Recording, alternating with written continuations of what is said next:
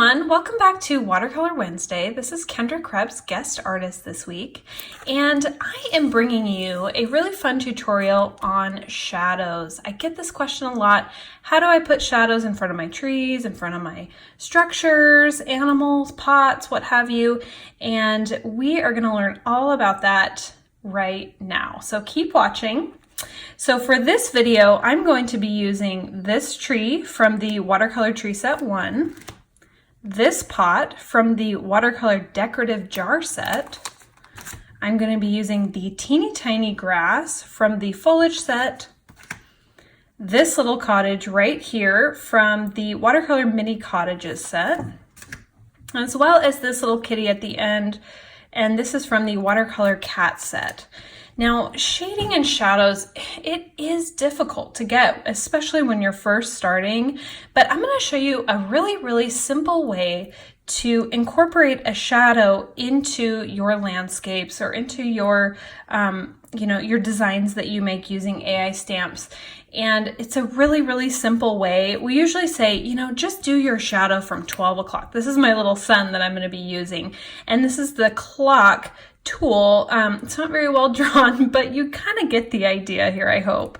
But I'm going to use a half of a clock to kind of give us an idea about where the sun is.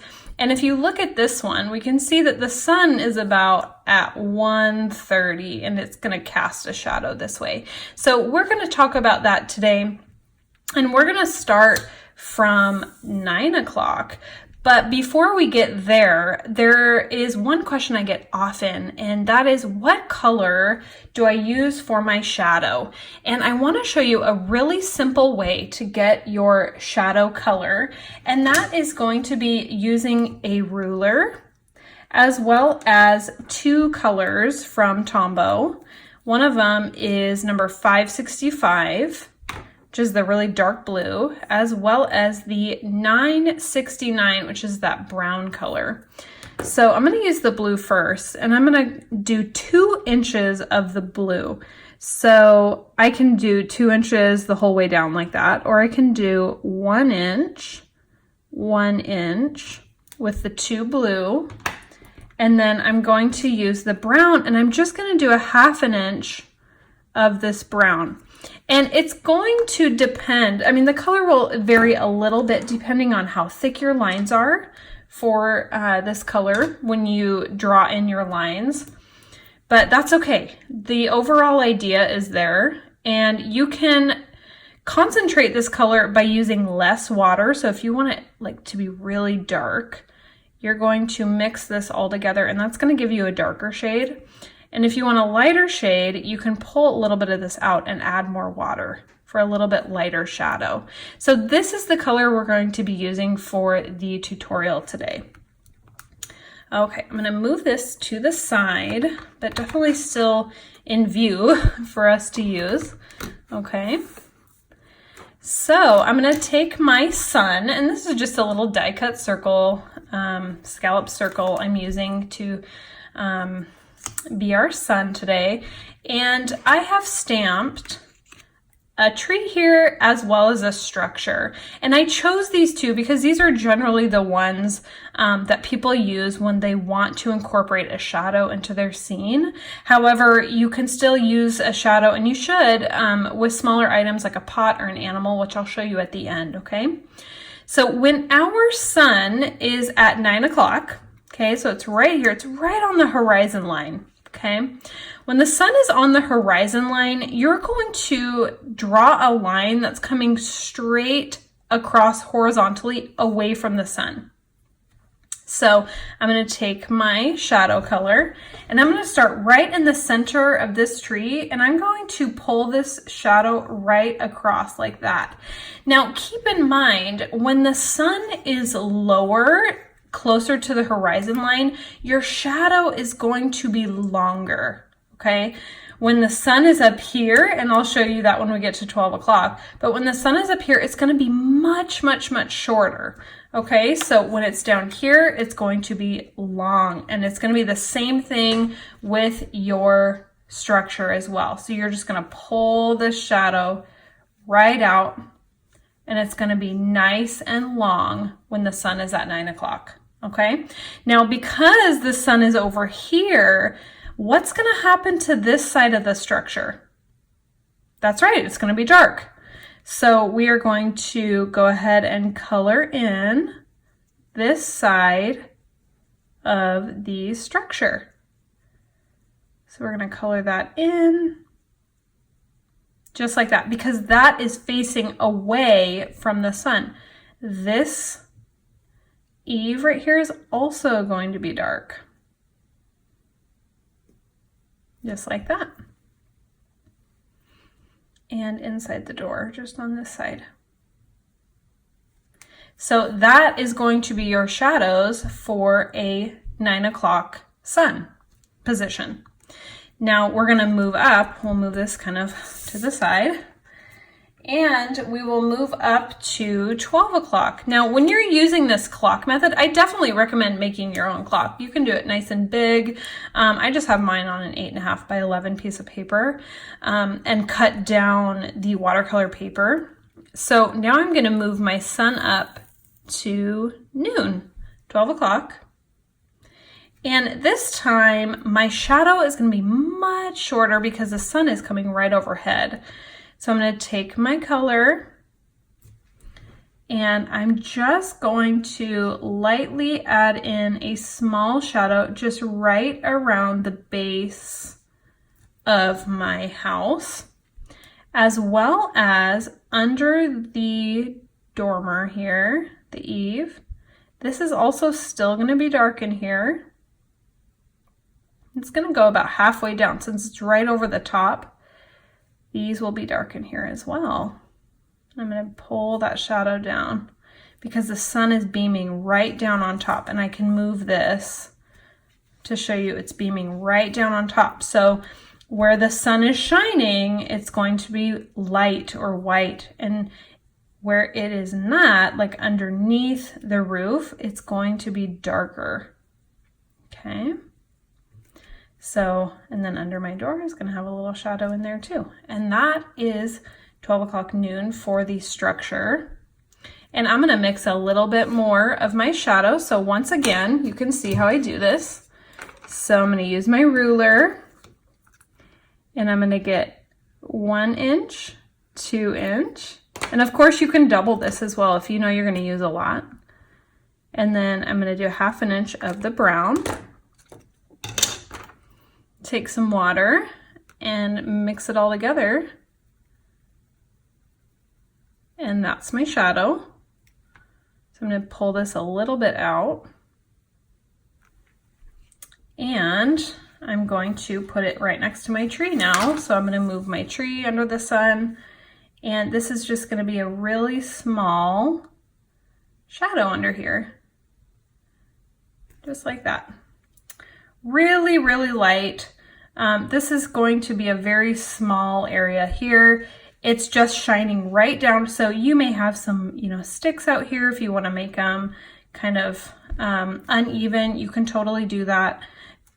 Especially with a tree or something like this, your shadow is going to be really sort of shaped awkwardly because the branches are all each going to have a shadow. So instead of doing that and making each branch have its own shadow, you can just kind of come in here and lightly put in just a small shadow like that. And that'll do, that'll give you enough of the effect to give you sort of the look of a shadow on that tree. And then if you want to, you can come back in once you put that in.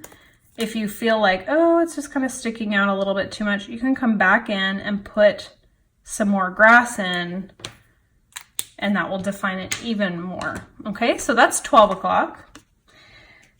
And then we're going to go down this way to 3 o'clock. And 3 o'clock here, we're going to put our images right on the horizon line there. We'll get rid of that color. Pull in our shadow color here.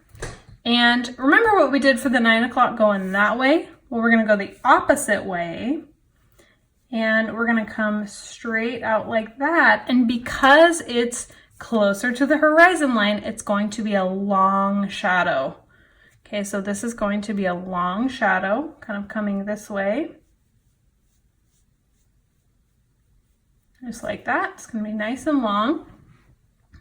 And then this is a little bit different, right? Because this side of the building is now facing the sun. So this is actually not going to be dark this time. This is going to be left white or very, very light because the sun is shining right on it. However, this dormer right here is going to have a shadow on that side. And that's pretty much it as far as the shadows. You'll have a little bit of a shadow here on the door, kind of on that side, and then a little bit where the step is. But for the most part, that's going to be left pretty light because the sun is shining this way. So all of this is going to be highlighted. That's going to be highlighted, as is this. Now you might have, actually now that I'm looking at it, you might have a little shadow here where the dormer is.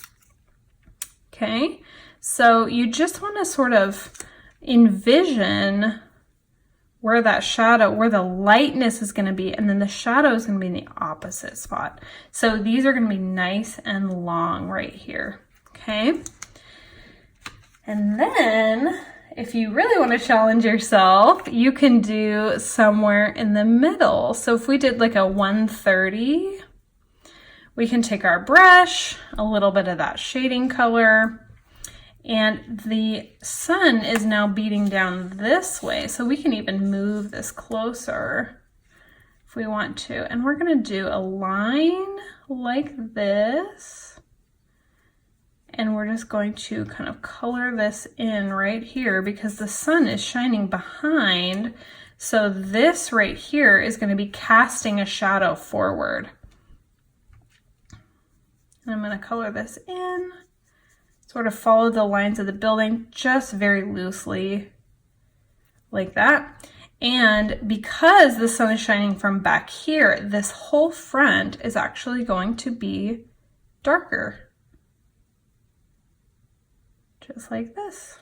So I can come in here and darken this front area because this is the shadow side. So you want to make sure whatever side is on the shadow side of the building or the structure is going to be dark. And that's the same thing for cats or pots. And this is going to be shaded in here, and this is going to come kind of that same way, just like that, under the dormer. The chimney is going to have a little bit of a shadow there, but this is going to be nice and dark under here. And that's going to be all shadowed in. And then the same thing goes for the tree. It's going to go this way. But do you see how the lines for both the structure and the tree are the same? So it really doesn't matter what you're shadowing in. It's going to be the same angle, the same line. It's just that because my structure is wider, my shadow is going to be wider. Because this is tall and slim, my shadow is going to be tall and slim, and I don't have to follow the shape of the stamp exactly. I just need the idea of a shadow. So it doesn't need to be perfect. It's just the idea of it that's really fun, okay? Now, I wanted to show you also the pot and the cat because these are used very, very, very often. And just depending on where I want to put my sun, so maybe I want to do like a 10:30. If I want to come in here and do like a 10:30 or even an 11, if I don't want to go all the way up to noon, I can do that and just grab, kind of running out of my shadow here. Just grab this, you know, you can always use a little bit of color on the end or on your design as well for the shadow, but I can come in here and just cast this shadow out just a little bit. You know, I'm not making the shadow perfectly in shape to the cat, but you can see I have my highlight on top that is facing the sun like that, and then the shadow is on the opposite side here.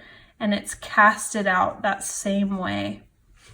So I will grab what's left of my shadow here color, and I'm going to pull that out just like that. And that's kind of a 1130. So I'm coming straight out like that. And then I'll do the same thing for my pot. And you can really do this just by grabbing the bottom and dragging it out if you want to.